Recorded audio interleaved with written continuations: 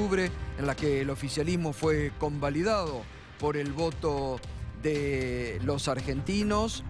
Veníamos adelantando aquí en Minuto 1 a través de los informes de Alejandro Berkovich, de los adelantos que Berko nos venía trayendo, de los debates intensos que incluso con figuras del oficialismo tuvimos en este programa, que se venía la reforma laboral. Pero te vinimos adelantando que el ajuste se iba a descargar sobre los jubilados, que la reforma previsional que estaba analizando el gobierno iba a ser dura para con el sector de los jubilados. La semana pasada, Berko te adelantó lo que iba a ser este índice nuevo que ha sido ratificado por el acompañamiento que los gobernadores, todos los gobernadores, incluidos aquellos del peronismo y del Frente para la Victoria, firmaron en el nuevo acuerdo, el pacto fiscal, que sin lugar a dudas para las provincias va a ser importante, para la provincia de Buenos Aires va a ser muy importante, porque significa un caudal de fondos frescos, sobre todo para obras públicas, que sin lugar a duda va a ser de beneficio para la provincia. Pero mucho de eso que va a ser distribuido entre las provincias sale del ajuste que se hará sobre el sistema jubilatorio y sobre los jubilados. Y así como la semana pasada te adelantamos en Minuto 1 lo que sería el aumento durante el fin de semana, ya muchos colegas especializados te estuvieron diciendo que en marzo del año próximo el aumento para los jubilados será de aproximadamente el 5,8%. Prácticamente nada. Muy por debajo de lo que va a ser el índice inflacionario del 2017. Por eso enseguidita nos vamos a seguir ocupando de este tema mientras te distraen con otras informaciones. Aquí te vinimos adelantando lo que se ha concretado. Y también esta noche te vamos a contar en qué andan algunos jefes sindicales que otrora eran muy combativos, pero que están muy callados. Caso Hugo Moyano. Te lo vamos a contar esta misma noche. Primer título para esta noche: Marcha Nacional contra la Reforma. La anunció hoy. Tenemos una cobertura especial. Mariano Hamilton estuvo en la ciudad de Luján, donde se reunió la corriente federal liderada por Sergio Palazzo y Pablo Moyano, que han definido una marcha nacional contra la reforma laboral. El próximo miércoles le van a poner fecha. Un ajuste brutal, dijo Graciela Camaño, diputada del Frente Renovador, que anticipó que votarán en contra de la reforma laboral. ¿Será la opinión esta de todos los diputados del Frente Renovador? ¿Será una posición unánime?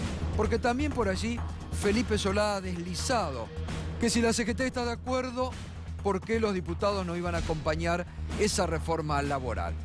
Y además, no quieren saber la verdad. Lo ha dicho Sergio Maldonado. El próximo viernes, el juez Geral los ha convocado a todas las partes para dar a conocer los resultados finales de la autopsia y también los específicos que van a determinar cómo, cuándo y en qué circunstancia falleció Santiago Maldonado. Mientras tanto, Sergio Maldonado ha dicho y ha lanzado críticas hacia el accionar último del juez Geral.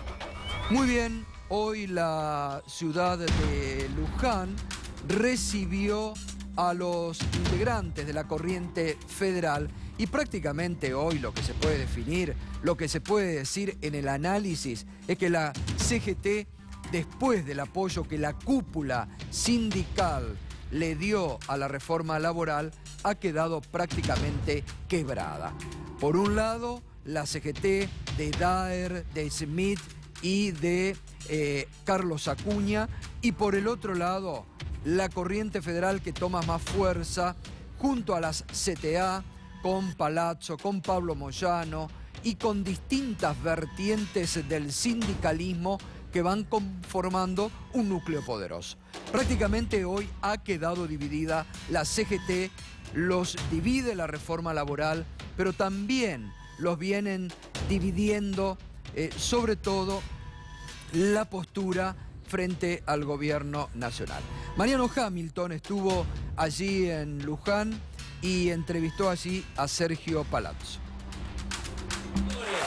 El plan va a ser confluir las dos CTA, la Corriente Federal, los gremios de la CGT que acompañan a Pablo Moyano en una gran marcha nacional en contra de la reforma y reclamarle a los legisladores, particularmente de la oposición, que cumplan con lo que prometieron en la campaña electoral, y es que no iban a votar leyes en contra de los trabajadores. Quiero decirles que lo que van a votar es en contra de los trabajadores y particularmente en contra de los jubilados. Nosotros hemos pedido un confederal para debatir esto, porque en realidad, si tomamos lo que fue el confederal de la CGT, ninguno de los puntos que planteamos han sido correspondidos por el gobierno. Solamente fuimos a discutir un programa del gobierno que nos quitó derechos. ¿Pensás que la Corriente Federal de los Trabajadores va a pasar a reemplazar la CFT, va a pasar a reemplazar a la CGT, por lo menos para la representación de los trabajadores? Nosotros estamos dispuestos, como dije, a no tercerizar la lucha en los compañeros. Si no se va a respetar lo que se decidió en el confederal, nosotros nos sentimos absolutamente liberados de tomar las decisiones que creamos que tomar por encima de la decisión orgánica del triunvirato. Bueno, ahí lo dice clarito Sergio Palazzo. Si no se respeta lo que se decidió en un confederal, nosotros vamos a tomar otras determinaciones. Está claramente Palazzo ya no solamente marcando un límite con lo que ha significado la cúpula CGTista, sino que está marcando, junto a Pablo Moyano, una línea de acción propia que muchos sectores, incluidos que están en la CGT, le están reclamando a actuar al sindicalismo. Y esto decía también Pablo Moyano esta tarde.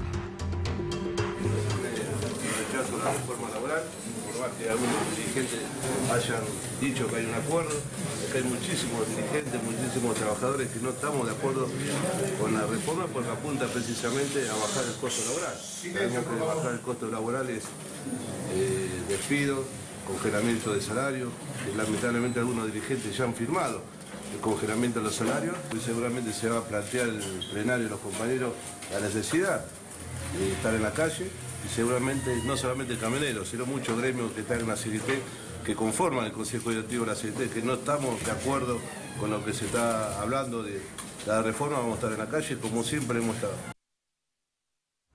Creo que se conformó un frente de defensa de los sectores populares, porque no es solamente la reforma laboral, es la reforma previsional, son los 100.000 millones de pesos que le van a sacar a los jubilados, y es esa reforma fiscal que en realidad lo que hace es ponerle un cepo a los gobernadores en términos de presupuesto educativo y de salud. Este tipo de leyes, pues no es una ley, este tipo de leyes son leyes que debilitan a los trabajadores, que buscan, como el gobierno dice, bajar el llamado costo argentino, y lo único que les ocurre es debilitar a los trabajadores y a los jubilados. Yo creo que por eso la movilización tiene que ser nacional y también tiene que ser en todo el país, en las provincias.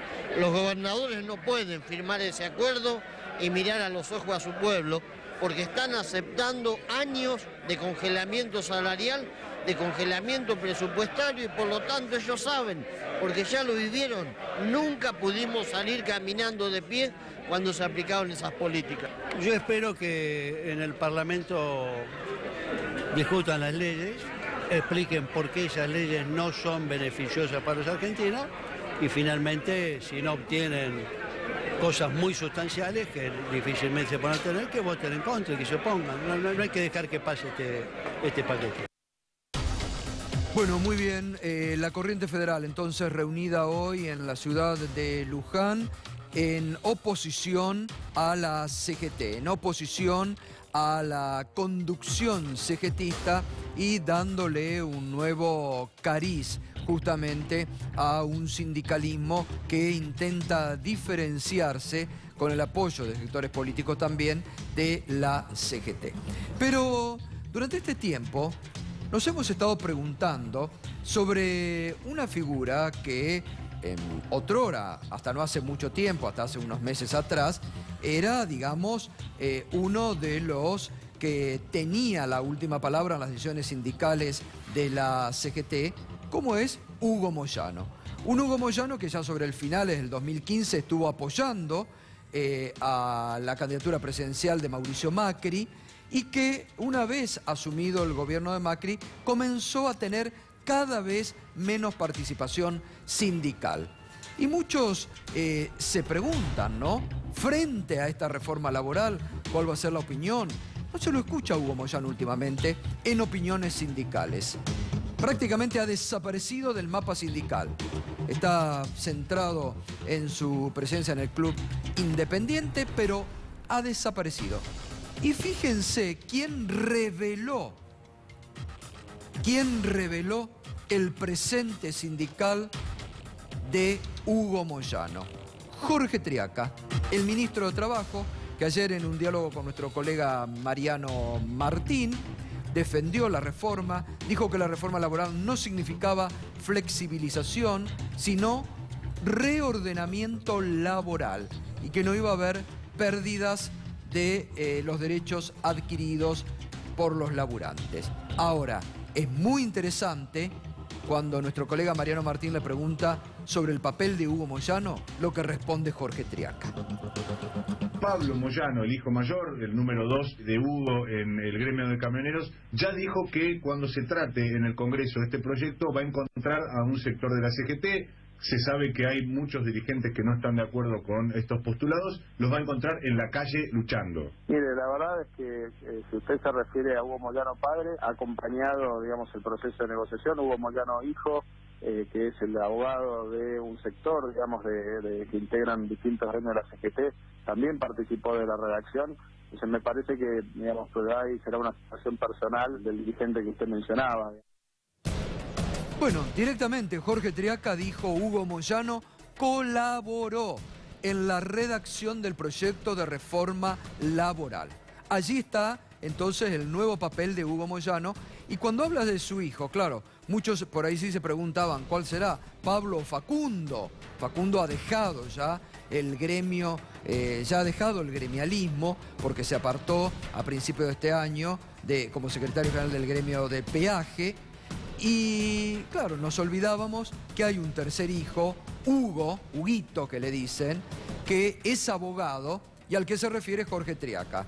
Hugo Moyano y Huguito, el abogado, según Jorge Triaca, sí, han colaborado en la redacción de este proyecto de reforma laboral. Sí, ¿Berco? Gato, buenas noches. Bueno. Es el hijo más chico de Moyano, es, bueno, tiene muy buena relación con Facundo, justamente, y es abogado laboralista y trabaja con varios gremios, no solo con camioneros. La verdad que la revelación de Triaca lo deja en una situación muy incómoda a Hugo, pero lo que sí se sabe de Hugo padre, el patriarca, últimamente, es que siempre tuvo como distintas posturas y jugó a sus hijos como una especie de alfiles.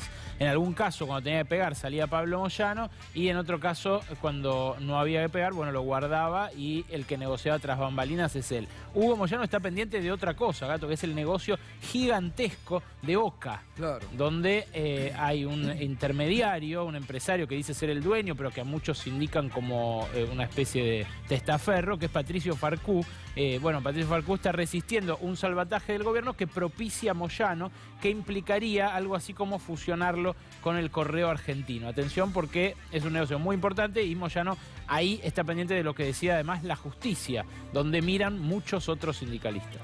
Así es. Bueno, la revelación entonces de Jorge Triaca sobre el papel de colaborador de Hugo Moyano y su hijo Huguito en la redacción de este proyecto de reforma laboral que, fíjense, paradojas de la vida, lleva a su hijo Pablo a ponerlo en la oposición frontal y anunciando hoy, junto a los integrantes de la Corriente Federal, una movilización en contra de una reforma que, según Jorge Triaca, también ayudó a gestar su propio padre. Graciela Camaño, esposa de Luis Barrio Nuevo, otro de los ex jefes sindicales con mucho poder en el sindicalismo argentino, también rechazó los aspectos fundamentales de esta reforma. Lamentablemente, cuando empiezan a caer los proyectos, nos damos cuenta que más allá de los apoyos sectoriales que pudieran tener los proyectos, y que en esa discusión se trata de intereses de sectores, con una amplia mirada uno advierte que claramente el objetivo es, bueno, que se siga ajustando para abajo. Que si a esto usted le suma la estrategia de aumentos tarifarios, o sea, la estrategia del manejo de las tarifas, yo creo que realmente estamos en un proceso de ajuste, y no es un ajuste virtuoso, es un ajuste brutal.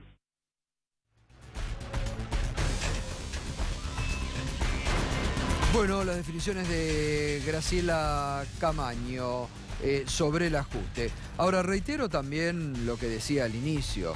Habrá que ver cómo viene la reforma en la Cámara de Senadores y en la Cámara de Diputados, ¿no? Porque lo había planteado en su momento Felipe Solá aquí en este programa, lo dijo en las últimas horas. Si la CGT acompaña, ¿por qué nos vamos a oponer nosotros? Hay esta noche un representante del Frente Renovador, vamos a estar debatiendo sobre esto. Es una reforma que ha ingresado por la Cámara de Senadores, donde muchos de los senadores del Frente para la Victoria, liderados por Pichetto, van a acompañar, otros están indicando que no. Así que allí es donde se va a producir realmente un debate interesante y donde los ojos de muchos sectores van a estar viendo cómo votan los distintos senadores y los diputados según los sectores que representan. Pero se los decía al inicio, y esto es lo importante. Antes del 22 de octubre, antes de las elecciones y después del 22, donde el gobierno fue convalidado por el voto incluido de muchos de los jubilados. Este es un dato que hay que tener en cuenta. El sector de los jubilados es uno de los que más apoya al gobierno de Cambiemos. Decíamos que el ajuste recaía sobre el sector de los jubilados. Esto está claro después de la firma del pacto fiscal de la semana pasada con los gobernadores. El viernes lo adelantaba también Berco y se conoció el fin de semana lo que se va a ganar a partir de marzo, un jubilado marzo del año próximo, Berco, ¿no? Sí, lo que se conoció, Gato, es la fórmula. La fórmula es el corazón de la reforma previsional, la reforma de la que menos habló el presidente en ese discurso refundacional, discurso doctrinario que dio en el CCK apenas traspasadas las elecciones del 22 de octubre. Bueno, lo que termina de concluir esta fórmula, Gato, es que la reforma previsional es el corazón de la triple reforma. En realidad esta tríada de leyes tiene su principal ahorro, su principal recorte, su principal ajuste en la modificación de la fórmula de actualización de los saberes jubilatorios. Y ojo, porque también, como nosotros anticipamos, se va a aplicar esto a los saberes de los que cobran subsidios sociales, prestaciones sociales, la más difundida, la asignación universal por hijo. ¿Cuánto es este dinero? Bueno, 150.000 millones, hay cálculos distintos, a mí la cuenta me da, si uno toma todas las partidas de seguridad social, 150.000 millones entre jubilados y beneficiarios de la asignación por hijo. Y te lo voy a mostrar acá, en donde pega justamente este recálculo de la reforma previsional. ¿Por qué? Bueno, con la fórmula actual, y ojo a esto, porque esto puede ser objeto de planteos de inconstitucionalidad si se aprueba esta ley, porque una de las cosas que implicaría es que se vota una ley que cambia el ajuste de haberes que se devengan ahora. O sea, son los saberes de ahora los que se están actualizando el año que viene. Hay un conflicto ahí si se cambia de manera retroactiva la fórmula, porque muchos dicen es legislar retroactivamente y todos sabemos que eso no se puede hacer. Con la fórmula actual... Es decir, que esto para el sistema previsional. Sin lugar a dudas. Porque hay muchos jubilados que ya dicen, no, a ver, pará, a mí no me ajuste. Ahí va a haber un proceso nuevamente de muchos juicios. Pero además lo que puede decir un jubilado es me la estás cambiando retroactivamente. Claro. Me la estás cambiando de una ley que ya sabía yo que los saberes de 2017 se iban a ajustar el trimestre que viene en función de tal fórmula, me la estás cambiando y ya pasó ese periodo. Quizás pero además me parece que es importante lo que vos acabas de decir. Hay que ver si también ahí esto es constitucional, porque justamente la ley de la movilidad jubilatoria se había hecho pensando que los gobiernos que vengan en el futuro no se metan con los jubilados, no se metan con la caja de los jubilados, y se les garantizaba a los jubilados un haber digno, creciente y que los cuide o los proteja de la inflación. Y no se está haciendo eso, indudablemente. Justamente en esa palabra que vos introdujiste recién, creciente, es donde está la clave de la cuestión, porque digno no es. Claro, por el eso. haber actual no es digno, es un haber que está por debajo de la pobreza y que incluso si se amplía, si se ajusta y se actualiza por inflación, no le garantiza al jubilado seguir el ritmo de sus gastos. No, va a perder. Claro, ya de arranque va a perder respecto a la inflación de este año. Exacto, y además basta ver lo que subieron los remedios, lo que subieron las tarifas, que son el grueso del gasto de un jubilado, frente a la inflación promedio que fue además, menor. La pérdida del poder que ya el PAMI tampoco los da gratis a muchos de los remedios que antes les daban gratis. Exacto, ese es otro cambio sustancial para la economía doméstica del jubilado. Pero fíjate, con la fórmula actual, las jubilaciones y la asignación por hijo iban a aumentar un 12% en marzo. Era lo que arrojaba la fórmula de la ley de movilidad jubilatoria, que luego se amplió hace 2 años a las asignaciones universales por hijo para que no fuera discrecional el incremento como fue entre 2009 y 2015 y eso daba 12%.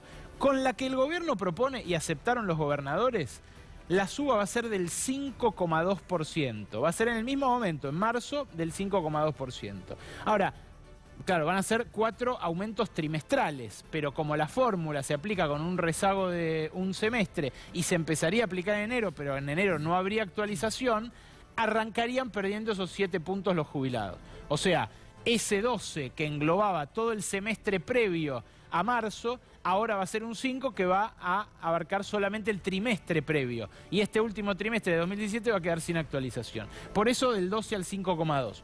Para la mínima, ¿cuánto significa en pesos eso, en plata? Bueno, hoy es 7.246 y si se aplica la nueva fórmula, el aumento va a ser de 377 en vez de 870 pesos. Son casi 500 pesos de diferencia en el primero de los ajustes para los jubilados, por supuesto que en contra. Para la asignación por hijo, ¿cómo es? Bueno, hoy por hijo son 1.412 pesos y el aumento haría que quede todavía por debajo de los 1.500, quedarían 1.480 y pico, un aumento de 73 nada más, en vez de los 170 que iba a aumentar según el índice de movilidad de la ley actual. Son diferencias sustanciales, ¿eh? Sí.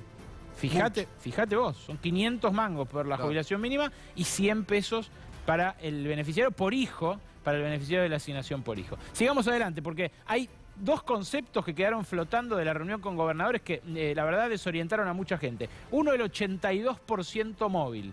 El famoso 82% que es la reivindicación histórica de los jubilados desde siempre. Claro, ¿qué es el 82% móvil tal como está plasmado en la Constitución, en las leyes previsionales? Está plasmado que el trabajador pasivo, el jubilado, gane el 82% de lo que gane uno equivalente que esté en actividad en su mismo rubro. Bueno, eso no ocurrió en la Argentina desde que está plasmado en las leyes, lamentablemente. Y lo que dice el acuerdo con los gobernadores no es eso. Lo que dice el acuerdo con los gobernadores es que los que tengan 30 años de aportes y estén jubilados de la mínima van a recibir un 82% del salario mínimo vital y móvil que rige para toda la economía, o sea, del piso salarial. ¿Cuánto es la jubilación mínima hoy? 7.246. ¿Cuánto es el salario mínimo hoy? 8.860. Ya es el 82% casi, le falta un 1%. Mira, es el 81%. Esto es el 81%. Le falta el 1. ¿Cuánto es? 88 pesos. 3 empanadas, lo que dijimos el viernes.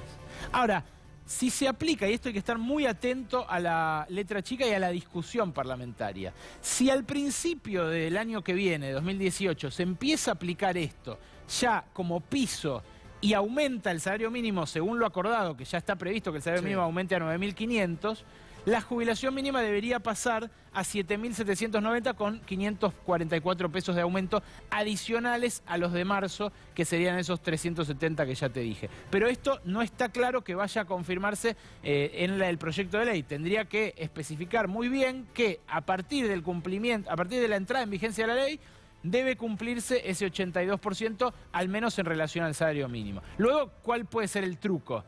Hacer que el salario mínimo suba menos y que entonces ese 82% no sirva para seguir impulsando la jubilación, ¿se entiende? Sí. Ahora, cuando empiece a negociar el gobierno el salario mínimo, probablemente, que lo hace una vez por año, probablemente empiece a pisarlo para que el haber jubilatorio, que es su gran gasto, es el gran gasto del Estado Nacional, no se vaya tan por encima de la inflación. Sigamos adelante. Lo otro que dijeron los gobernadores fue un gran logro de esa reunión del jueves pasado, el bono por crecimiento. Dijeron los gobernadores, nosotros no pedimos ajuste por inflación, pedimos ajuste por encima de la inflación. Entonces lo que el gobierno les ofreció, lo que el ministro Rogelio Frigerio les ofreció, es un bono por crecimiento. El bono por crecimiento no llega ni a una empanada. ¿Te lo muestro? Es el 5% del crecimiento registrado en el PBI. O sea que si la economía crece el año que viene un 4%, que es un supuesto optimista, el aumento sería de solo el 0,2% adicional.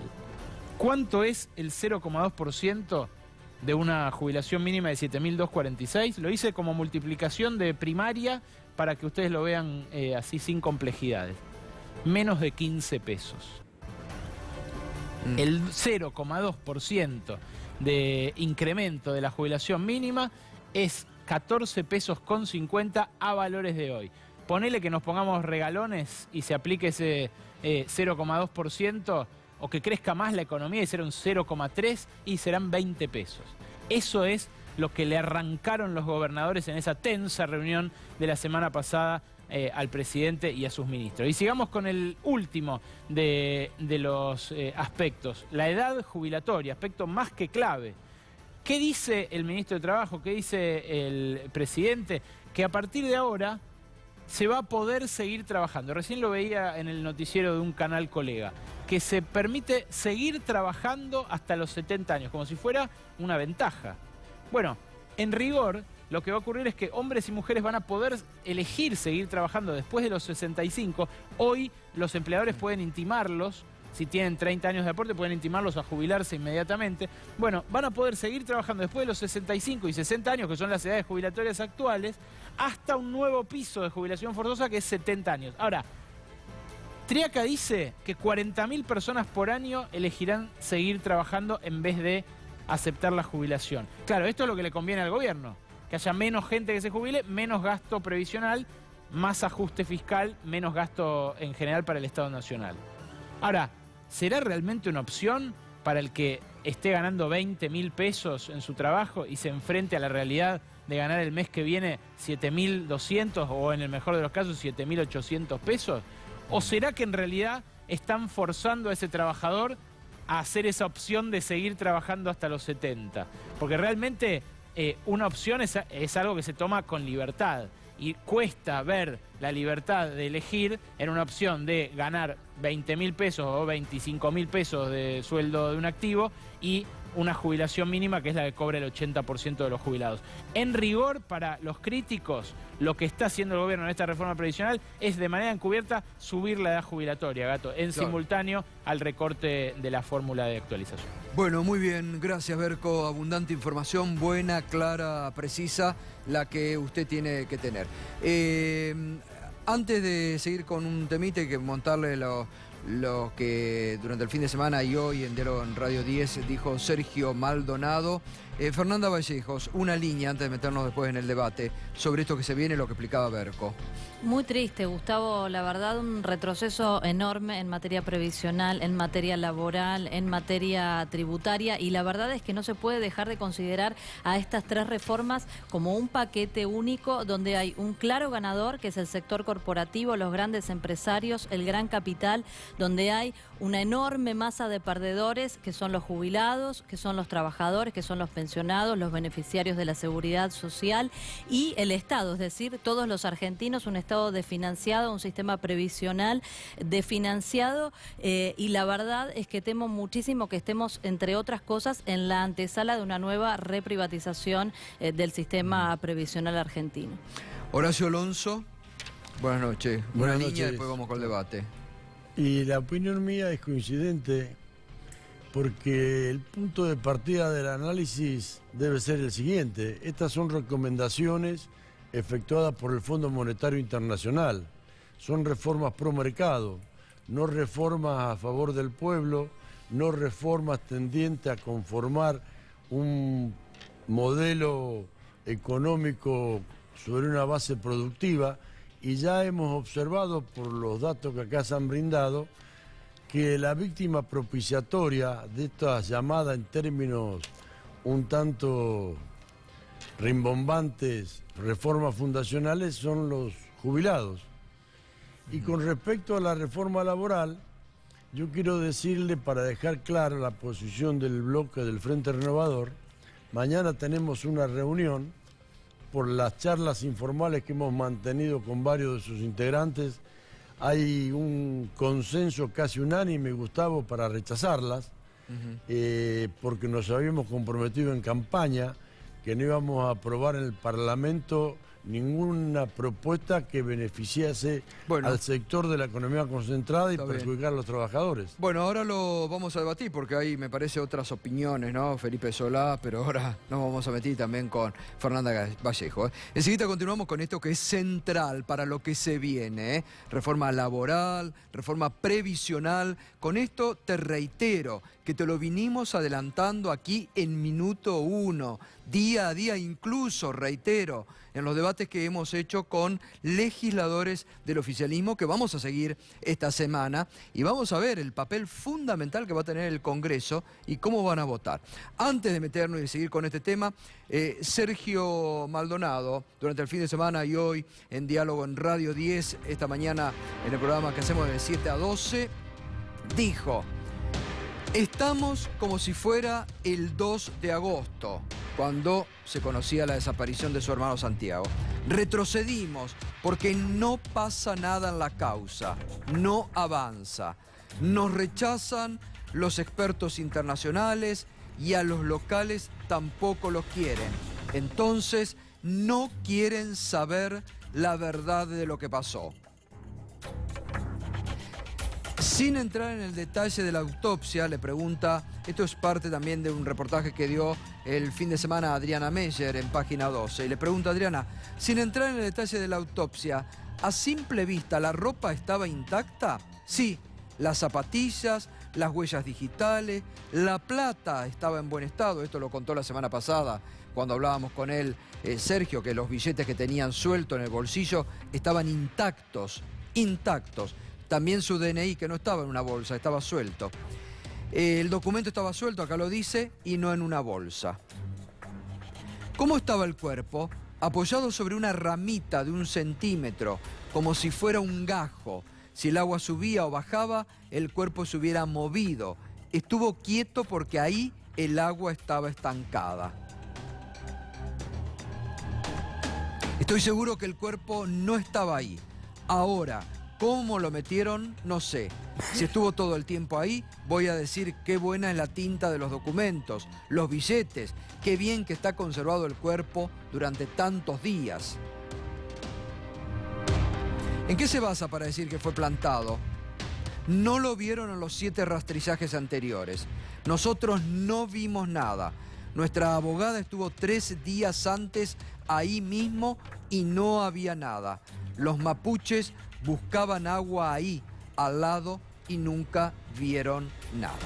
El próximo viernes 24 se reúnen, se van a dar a conocer los datos finales de la autopsia y claro, lo que está significando Sergio Maldonado, que ahí no termina, que simplemente se diga que Santiago Maldonado se ahogó, porque tiene que verse, se tiene que investigar por qué, producto de la represión ilegal, de los 7 u 8 gendarmes que lo vieron en el último momento, si no es abandono de persona, y por qué no lo trataron de auxiliar, y además cuál fue el papel de esos 7 u 8 gendarmes sobre los que el juez ha posado la vista, sobre los que el juez le ha pedido ya desgrabación de las comunicaciones telefónicas, de los mensajes. Muchos de ellos borraron los mensajes de WhatsApp, pero allí merecemos todos saber la verdad en torno a lo que pasó, por qué la muerte y el papel que jugaron estos 7 u 8 gendarmes en el final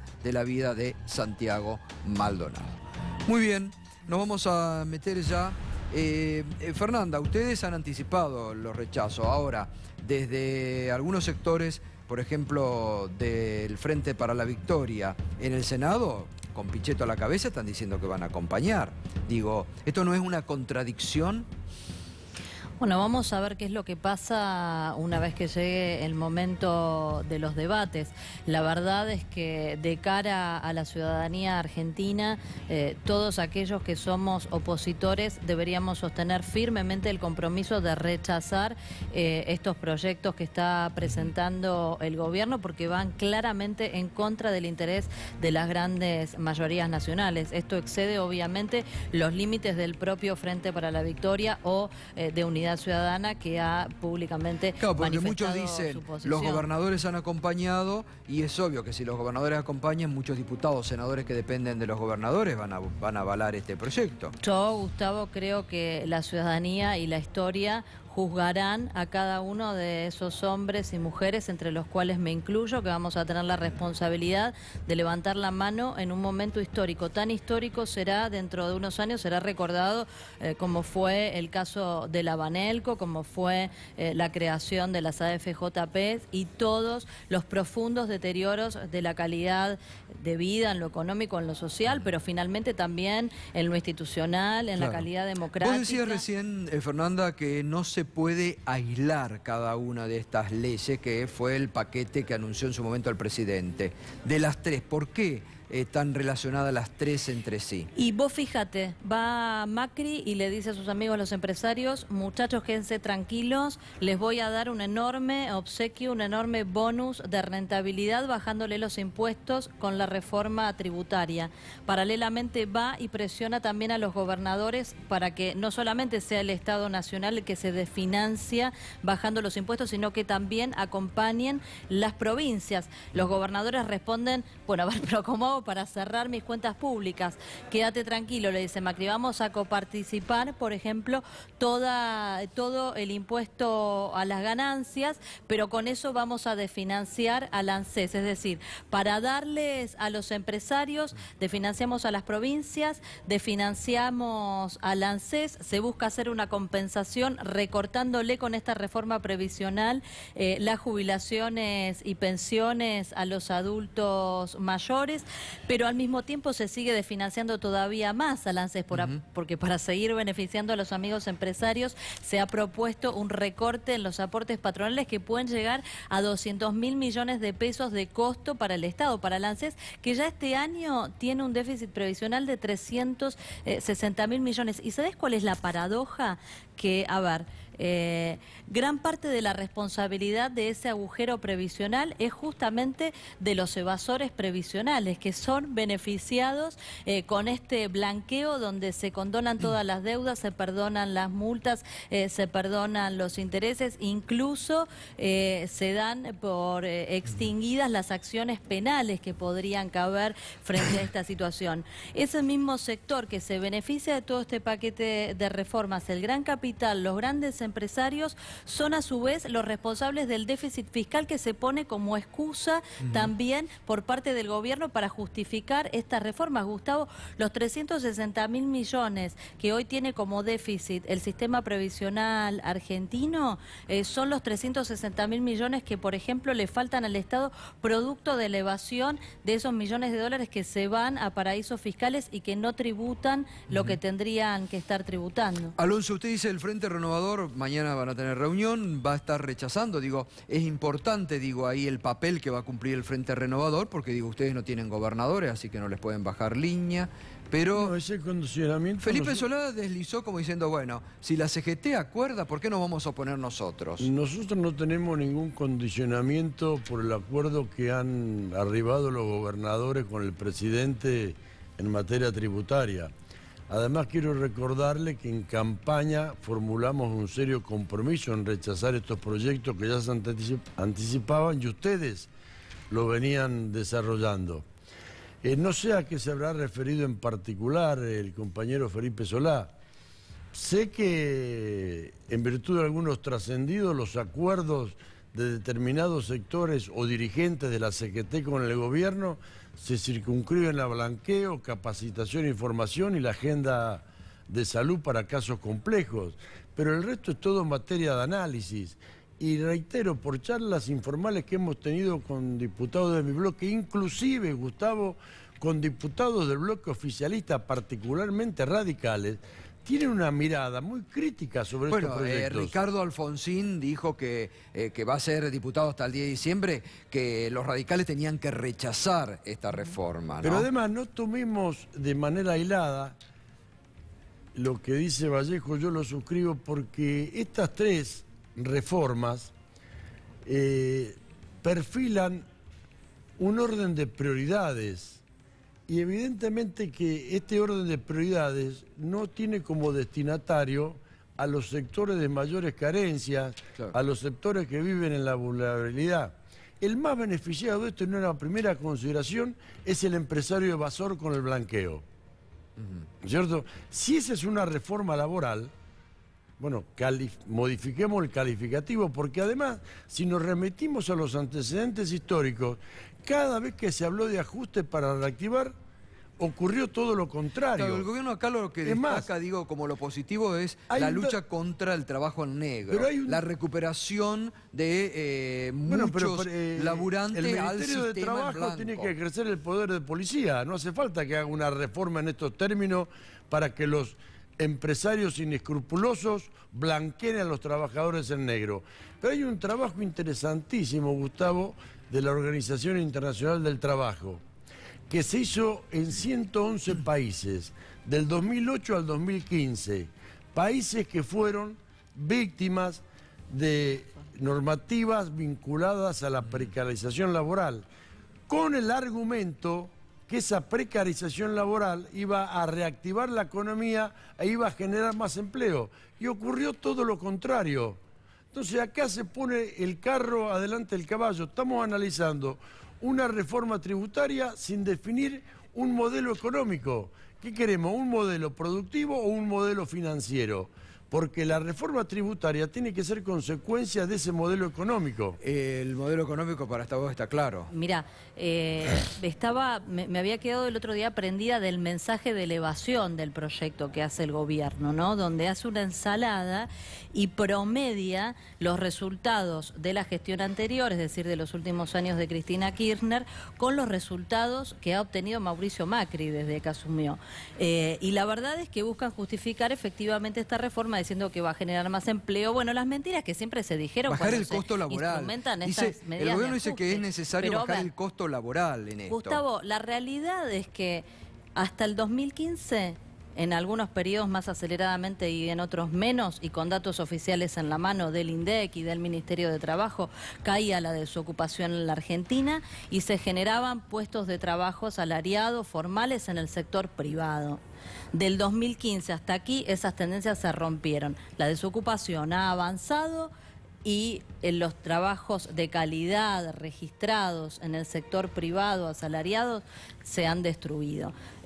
El marco institucional, el marco legal no ha cambiado. Lo que ha cambiado justamente es la política económica que viene a impulsar a este gobierno. Ahora, esta reforma que se quiere imponer lo que hace es favorecer la profundización de esas políticas que ya han destruido empleo desde finales del 2015 hasta aquí en la Argentina. Porque de hecho, a ver, si esta reforma estuviera pensada para generar empleo, no se entiende por qué uno de sus principales objetivos parece ser el abaratar el despido de trabajadores y facilitar todas las condiciones para que los empleadores se desprendan de sus empleados y contraten a otros nuevos, por ejemplo, jóvenes, en condiciones de absoluta precariedad y sin reconocerle ningún tipo de derecho. Digo, esta es una reforma para todo lo contrario y efectivamente los datos de las comparaciones internacionales demuestran que esto es así.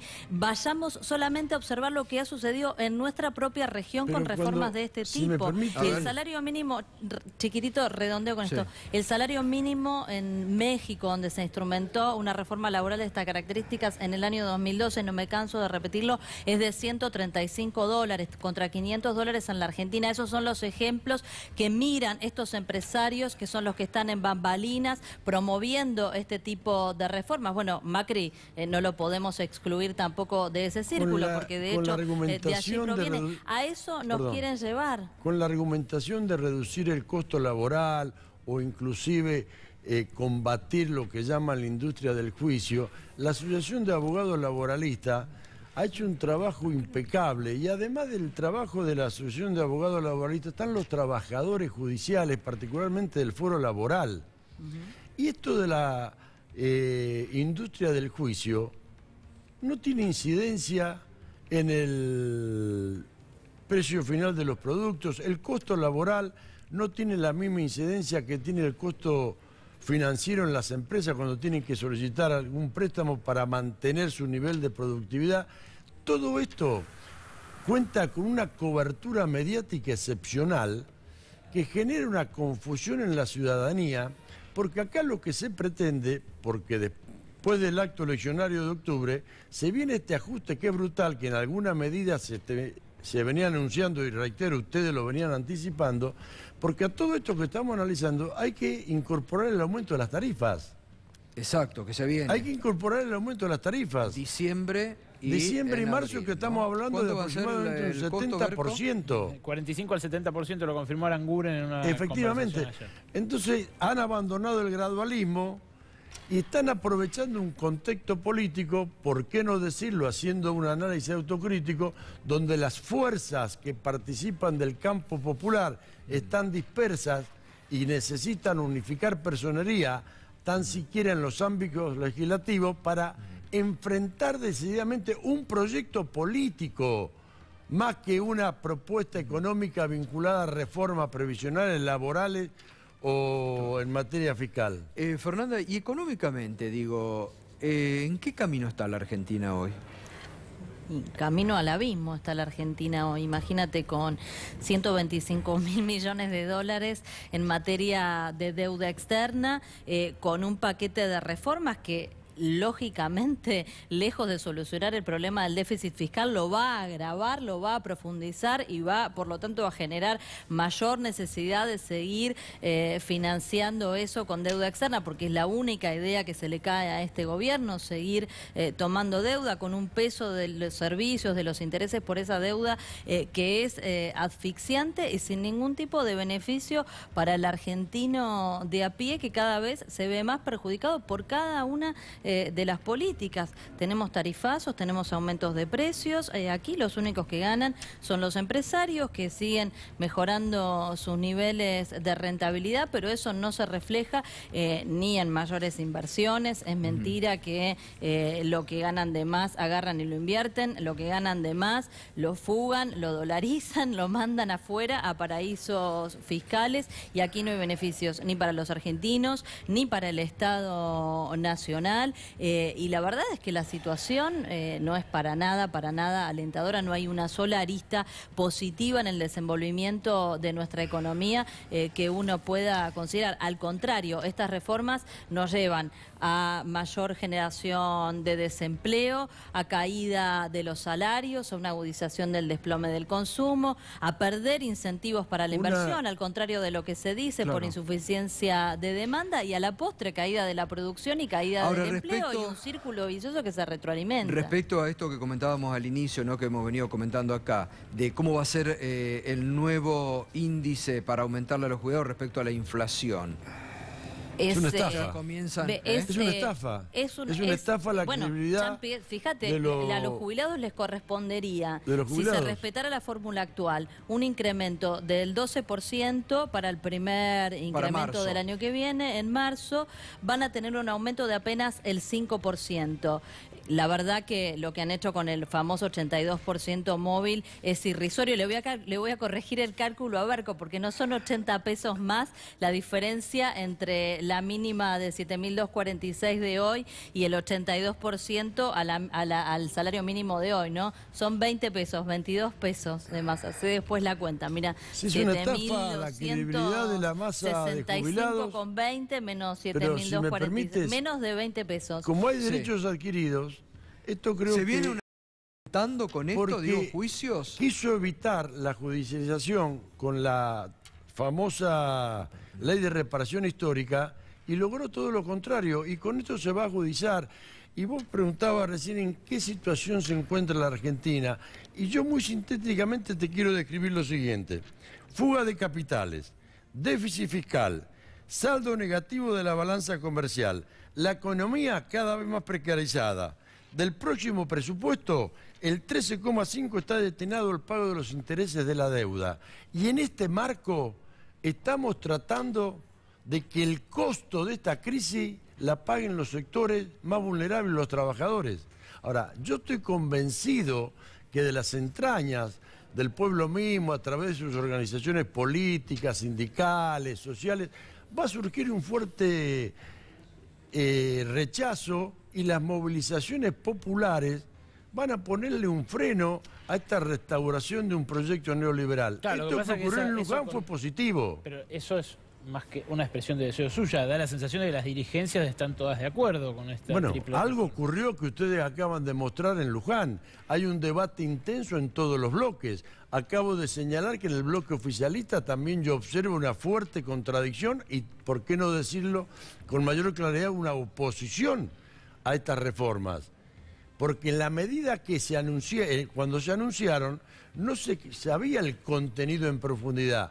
A medida que nos fuimos interiorizando de lo que se proponía, quedó absolutamente confirmado, aunque parezca un eslogan, que este es un gobierno de ricos para los ricos, porque son los mismos beneficiados. De las tres reformas, ¿cuál es la más, crees, la más negativa? Y me parece que, ya te digo, las tres en conjunto, laboral y previsional, me parecen una aberración. Y te digo una cosa, no solamente la reforma previsional creo que va a promover una mayor litigiosidad, también la laboral, porque hay muchos conceptos que así como están expresados, la verdad que dejan enormes lagunas. Por ejemplo, lo que tiene que ver con el cálculo indemnizatorio, el hecho de dejar afuera el aguinaldo, habría una profunda discusión contable respecto de si el aguinaldo forma parte del salario, si es un ingreso habitual, si es, porque si uno se guiase por el principio de devengado y hablase con un contador, diría que es un ingreso normal y habitual, donde cada día de trabajo va generando un día más de derecho a cobro de ese aguinaldo, con lo cual, parece que además de ser profundamente regresivas, todas las reformas son profundamente inconsistentes en términos técnicos también. No, absolutamente, porque, insisto, hay un retroceso de aproximadamente 5 décadas, Gustavo, en esto. El avance social fue consecuencia de muchas luchas y no hay razón para que en las presentes circunstancias, donde se habla de que se recibió una herencia tan pesada, ahora, si se recibió una herencia tan pesada, que a juzgar por los datos de la realidad pareciera que no fue tan así, ¿por qué no tratamos de equilibrar la carga y que los que fueron los sectores más privilegiados en los últimos años hagan su aporte? Porque si uno se pone a analizar en conjunto las tres leyes y quiere tratarlas como si fueran compartimentos estancos, creo que comete un error conceptual. Es parte de un proyecto, soy reiterativo, político, que viene a beneficiar a capitales que no están vinculados al desarrollo industrial de un país como es el nuestro, y a perjudicar a un sector que son los jubilados, los trabajadores y los sectores que están en la vulnerabilidad, que viven de la asistencia social. Las reformas laborales que se han hecho en la Argentina, ninguna produjo de por sí en los 90 ni posteriormente en la época de la Alianza una eclosión laboral, ¿no? Todo lo contrario. Son peores. Todo lo contrario. Terminamos después de la instrumentación de esas reformas con mayor desocupación, con salarios a la baja y con situaciones además de crisis sistémica de nuestra economía. Bueno, ya sabemos cómo terminamos. Cuando menos profundamente y sin afectar los derechos que esta reforma afecta, el kirchnerismo apostó a una rebaja de los aportes laborales al final del segundo mandato de Cristina Kirchner, tampoco funcionó. No, tampoco funcionó. Es una ilusión que bajar el costo laboral a lo largo de la historia ninguna de estas reformas alcanzó el objetivo enunciado. Es como la ilusión de pensar que bajarle impuestos a los empresarios va a hacer que bajen los precios. Lo único que va a generar es una mejora de rentabilidad para el empresario, pero notablemente proyectos, ¿no es cierto? Notablemente todos los gobiernos caen en esa que hay un solo beneficiado, el empresario que es evasor. Nada más. El único beneficiado de estos proyectos. el empresario que no tiene a sus trabajadores en blanco. Así como se blanquearon... Por eso hay tantos. Por eso hay tantos, ¿no? Claro, así como se beneficiaron con el blanqueo de capitales, ahora van a tener este nuevo beneficio. Por eso son aproximadamente el 40% de los trabajadores que están en la informalidad. Sí, y el esquema de mínimos a los aportes patronales y qué sé yo, me parece que además es una puerta, una invitación a la evasión y a la elusión futura, ¿no? Porque este mínimo no de nos 12.000 sorprendamos, pesos, a la vuelta de unos meses empiezan a hablar de las AFJP. Sí, cuando sí, ya no, están seriamente, no tengo están siendo dudas de eso, seriamente el cuestionadas en financiamiento del sistema Chile. previsional siempre conduce al mismo lugar. Seriamente cuestionadas, ¿no? Se están muriendo de hambre en Chile. Se están muriendo, sí. Los jubilados de las FP. Claro, por eso Gran tema de en la elección campaña, de Bueno, es uno de los ejes de la campaña. Ha entrado en el debate que querían imitar el modelo argentino, Claro. ¿no? Exacto. En Chile, en esta elección, campaña han en la de dicho ayer, justamente que querían imitar el modelo argentino, ¿no? Sería bueno no volver a retroceder en algo que no ha sido positivo. Bueno, les agradezco. Gracias, Fernanda. No, gracias. Gracias. Mañana se reúnen para el debate ustedes. La postura de Unidad Ciudadana ya está clara, de rechazo va a ser. Nunca vamos a convalidar posición ningún del Frente proyecto de ley Renovador que también es atente clara, contra los Gustavo. derechos de los trabajadores y de las mayorías. Muy Eso- bien. Berco, gracias. Hasta mañana. mañana. Pausa y nos vamos al encuentro de Sloto.